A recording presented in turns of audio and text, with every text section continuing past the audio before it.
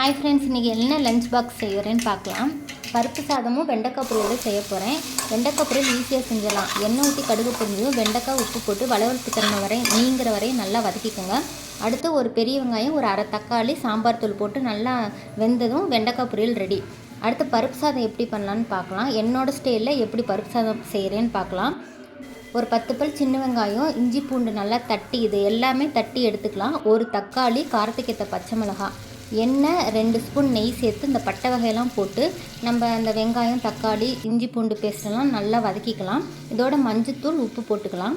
நான் 1.5 டம்ளர் அரிசி, 1/2 டம்ளர் பருப்பு எடுத்து அதை நல்லா ஊற வச்சுட்டேன். அப்புறம் இதெல்லாம் வதக்கணுன்னே இதை போட்டு இதுக்கு தேவையான அளவு தண்ணி ஊற்றி மேலாப்பில் நெய் ஊற்றி இறக்கணும்னா செம்ம டேஸ்ட்டாக செம்மையாக இருக்கும். இதோட சீரகமும் சேர்த்துக்கோங்க. நம்ம அந்த கடுகு பட்டை வகையெல்லாம் பொரிக்கும் போதே சீரகமும் போட்டிங்கன்னா இன்னும் செம்மையாக இருக்கும். புதினா இலை இருந்தாலும் சேர்த்துக்கோங்க. என்கிட்ட புதினா இலை இல்லை. இதான் என்னோட லஞ்ச் மெனு. மறக்காமல் நம்மளுக்கு லைக் பண்ணிடுங்க ஃப்ரெண்ட்ஸ்.